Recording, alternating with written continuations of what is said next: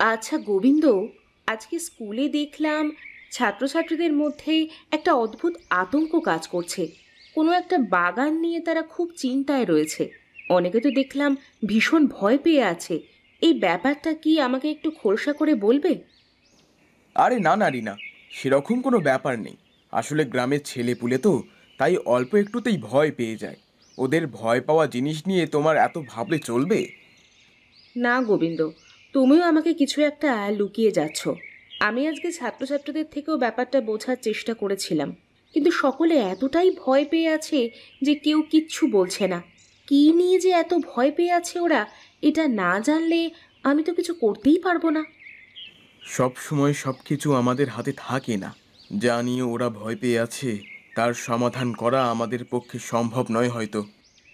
ব্যাপারটা পুরোপুরি না জানলে বুঝবো কি করে বলো, কোনটা সম্ভব আর কোনটা সম্ভব নয়? রিনা, তুমি বেচুবাবুর বাঁশবাগানের গল্প শুনেছ? গ্রামের সবাই বলে রাতের বেলা ওখানে কিছু অদ্ভুত ঘটনা ঘটে। হ্যাঁ শুনেছি, অনেকেই বলে সেখানে নাকি ভূত আছে, তবে সত্যি কতটা জানি না। এসব কেবল গ্রামবাসীদের কল্পনাও তো হতে পারে। তোমার মনে হচ্ছে এটা গ্রামবাসীদের কল্পনা, তাই তো? কিন্তু তাহলে গ্রামের লোকেরা এত ভীতু কেন ওই জায়গাটা নিয়ে? বেচুবাবু নিজেও তো বলেছেন সেখানে রাতে একা যাওয়া ঠিক নয়। আমি যতদূর শুনেছি, বেচুবাবু খুবই অভিজ্ঞ মানুষ। তিনি যদি কিছু বলে থাকেন, তাহলে সেটা হেসে উড়িয়ে দেওয়া মোটেই উচিত হবে না। চলো তাহলে সন্ধেবেলা একবার বাগানে ঘুরে আসি, দেখি সত্যি কিছু আছে কিনা। তোমার কি মাথা খারাপ হয়ে গেছে? যেটা নিয়ে গ্রামবাসীরা এত ভয় পেয়ে আছে তুমি সেখানে যেতে চাইছো, তাও আবার সন্ধেবেলা? দেখো, শুধুমাত্র বেচুবাবু বলেছেন বা গ্রামের লোকেরা ভয় পেয়ে আছে বলে ব্যাপারটাকে সত্যি বলে ধরে নেব, এটা আমার পক্ষে সম্ভব নয়। আমি যতক্ষণ নিজের চোখে কিছু দেখছি, ততক্ষণ অবধি আমার পক্ষে পুরোপুরি বিশ্বাস করা সম্ভব নয়। আর পুরোপুরি বিশ্বাস না হলে বা সত্যিটা কি সেটা না জানলে গ্রামের লোকজনকে আমি কোনো রকম সাহায্য করতে পারবো না। এসব যদি তাদের কল্পনাও হয়ে থাকে, তাহলে সেটা জানাও প্রয়োজন আমার। এবং যদি সত্যি হয়ে থাকে, সেটাও জানা প্রয়োজন। আর তার জন্য সন্ধ্যের পর ওই বাগানে আমাদের যেতেই হবে। তোমার যদি অসুবিধা হয়, তাহলে আমি একাই যাব। ঠিক আছে, আমরা দুজনেই যাব।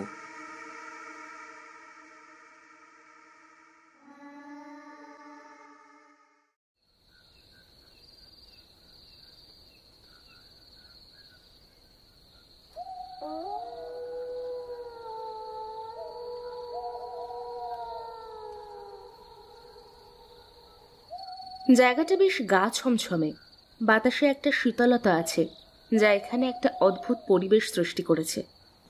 ঠিকই বলেছ, এখানে একটা চাপা ভয়ের অনুভূতি হচ্ছে। কেন জানি না মনে হচ্ছে আমরা এখানে একা নই, কেউ বা কিছু আমাদের দেখছে। কিছু একটা তো আছেই। ওই শব্দটা শুনলে মনে হচ্ছে আমাদের দিকে তাকিয়ে যেন কেউ হাসছে। হ্যাঁ, কিন্তু আমাদের কি আর এখানে থাকা উচিত হবে? জায়গাটা ঠিক সুবিধার লাগছে না। পরিবেশটা কেমন যেন আরো শীতল হচ্ছে। কি বলছো? এখান থেকে ফিরে যাবার কি আছে সেটা বুঝতে না পারলে এখানে আসাটাই তো বৃথা। আওয়াজটা মনে হচ্ছে ওদিক থেকে আসছে। চলো তো একবার গিয়ে দেখি।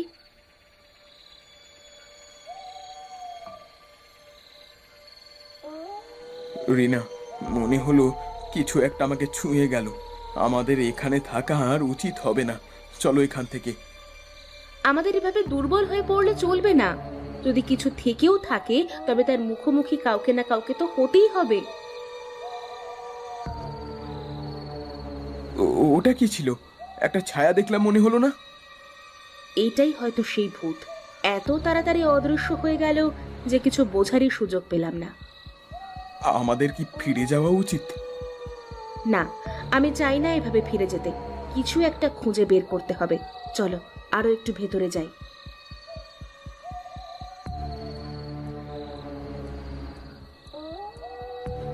রিনা, জায়গাটা ক্রমেই ভয়ঙ্কর হয়ে উঠছে। আমাদের কি এতটা ভেতরে আসা উচিত হলো? আমরা এত দূর এসে ফিরে যেতে পারি না। এখানে কিছু একটা আছে যা আমাদের সামনে আসছে না। আমাদের বের করতে হবে কি তা। তুমি কি শুনতে পাচ্ছ গোবিন্দ? এটা নিঃশ্বাসের শব্দ। আমাদের আশেপাশে কেউ আছে। এইটা ভৌতিক, আমি স্পষ্ট শুনতে পাচ্ছি আমরা ফাঁদে পড়েছি।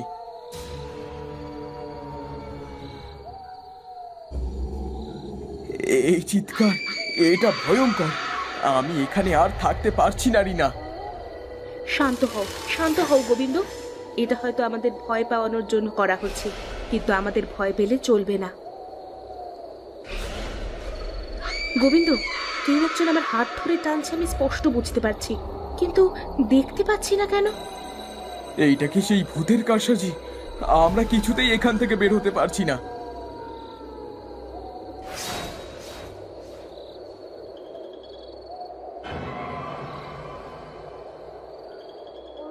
কি হয়েছে তোমাদের? এত হাঁপাচ্ছ কেন? আমরা আপনার বাঁশবাগান থেকে কোনো রকমে বেঁচে ফিরেছি। তোমরা ফিরে এসেছো, এই তোমাদের ভাগ্য। আমি জানতাম ওখানে যাওয়াটা কারোর জন্যই ঠিক হবে না, সে কারণে সবাইকে মানা করেছি ওখানে ঢুকতে। অত্যন্ত সূর্যাস্তের পর তো নয়। তোমরা কিছু দেখেছো? হ্যাঁ বেচু বাবু, ওখানে কিছু একটা আছে যা আমাদের ছাড়তে চায় না। আমরা সেই ভৌতিক চিৎকার শুনেছি, আর একটা অদ্ভুত হাসি যা আমাদের ঘিরে ধরেছিল। আমাদের চারপাশে কেউ ছিল, কিন্তু কাউকে দেখতে পাইনি। সেই স্পর্শ, সেই নিঃশ্বাসের গন্ধ, সবকিছু খুবই ভয়ঙ্কর ছিল। ওটা ছিল সেই প্রেতাত্মা। আমি জানতাম ওখানে গিয়ে তোমরা বিপদে পড়বে। আমাদের সাবধান থাকতে হবে। এই আত্মা সহজে শান্ত হবে না। কিন্তু আমরা কি করব? আমরা যদি আবার বাগানে না যাই, তাহলে গ্রামবাসীরা এর হাত থেকে মুক্তি পাবে না। দিন রাত তারা আতঙ্কে থাকছে।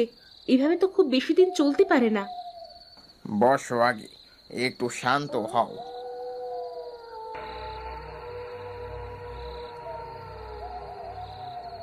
আমরা যদি এই আত্মাকে থামাতে না পারি, তাহলে গ্রামবাসীদের কি হবে? সবাই ভয় পেয়ে পালিয়ে যাবে। কিন্তু আমরা তো বুঝতে পারছি না কিভাবে এই প্রেতাত্মাকে প্রতিহত করা যেতে পারে। ও তো এক অদ্ভুত শক্তি নিয়ে আমাদের ওপর প্রায় ঝাঁপিয়ে পড়েছিল।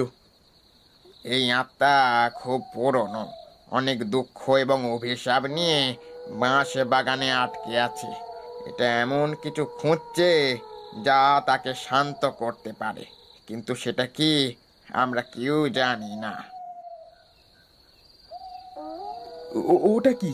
এই শব্দটা তো আমাদের সেই বাঁশবাগানের শোনা চিৎকারের মতো। ওটা সেই আত্মা, সে আমাদের দিকে এগিয়ে আসছে। আমরা মনে হচ্ছে এবার খুব বড় বিপদে পড়েছি। আমরা পালিয়ে বাঁচতে পারবো না, আমাদের তার মুখোমুখি হতে হবে। আমি জানি সে এমন কিছু চাইছে যা আমাদের সঙ্গে আছে। কিন্তু আমরা জানি না সে কি চায়। আমরা যদি তার সামনে গিয়ে ভুল করি, তবে আমাদের জন্য বিপদ আরো বাড়বে। এমনিতেই কিছুক্ষণ আগে আমরা মরতে মরতে বেঁচেছি, সেটা কি তুমি ভুলে গেলে? কিন্তু আমাদের আর কোনো উপায় নেই। ওকে ঠেকাতে না পারলে এই গ্রামে আর কেউ নিরাপদ থাকবে না।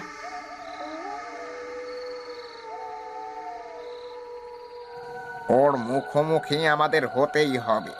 যদি আমাদের কিছু করার থাকে, তবে তার সঠিক সময় এটাই। রিনা, ওটা আমাদের দিকে আসছে। আমরা কি এখানেই দাঁড়িয়ে থাকবো? আমরা পালাতে পারবো না, আমাদের স্থির থাকতে হবে। দেখাই যাক না ও আমাদের কি বলতে চায়। ওর বোধ হয় কিছু বলার আছে। তবে সে কেন এতদিন ধরে আমাদের উপর আক্রমণ করছে? আমরা কি তার থেকে কিছু নিয়েছি? কিন্তু কি কিছু বলতে চাও? আমরা তোমার জন্য কি করতে পারি?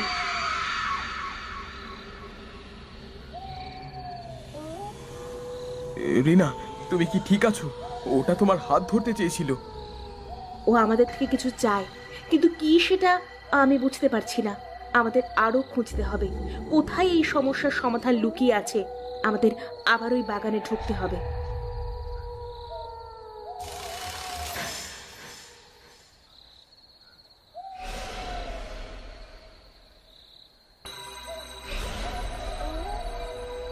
এই জায়গাটা যেন কোনো জীবন্ত দুঃস্বপ্নের মতো লাগছে আজ। এখানে এমন কিছু আছে যা আমাদের এতদিনের রহস্যময় ঘটনাগুলোর সমাধান দিতে পারে। আমরা এখানে এসেছি সেই ছায়ার রহস্য সমাধান করতে। কোথাও না কোথাও এই সমস্যার সমাধান লুকিয়ে আছে, আমি নিশ্চিত।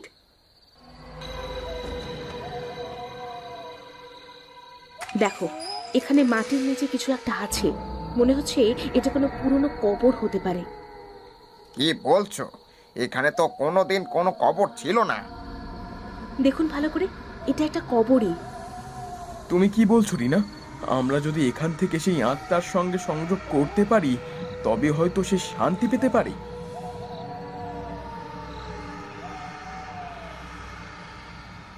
এটা এটা একটি শিশুর কঙ্কাল। বহু বছর আগে এখানে কেউ হয়তো এই শিশুটিকে কবর দিয়েছিল, আর তার আত্মা এখানেই আটকে আছে। তাহলে এই কঙ্কালই সেই আত্মার অব্যক্ত যন্ত্রণার কারণ। আমাদের কিছু একটা করতে হবে, যাতে সে শান্তি পেতে পারে।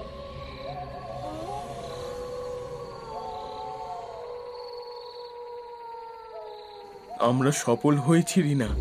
আমরা সেই আত্মাকে তার যন্ত্রণা থেকে মুক্তি দিতে পেরেছি। হ্যাঁ, আমরা পেরেছি। এখন এই বাঁশবাগান আবার শান্ত হয়ে গেছে। তোমরা সত্যি সাহস দেখিয়েছো। এখন গ্রামের সবাই নিরাপদে থাকবে, আর এই বাঁশ বাগান আর কারোর কাছে ভীতির কারণ হবে না।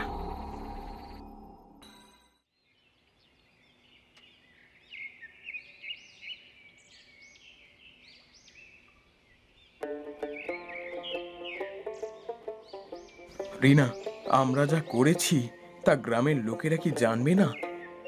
কি লাভ জানিয়ে? এই গ্রামের লোকেরা আর কখনো ভয় পাবে না, এটাই তো যথেষ্ট। কে কি করেছে সেটা জেনে তাদের বিশেষ কোনো একটা লাভ নেই। হ্যাঁ, আমরা আমাদের দায়িত্ব পালন করেছি। এখন এই বাঁশবাগান আর ভয়ের কোনো জায়গা নয়, বরং এক নতুন দিনের প্রতীক।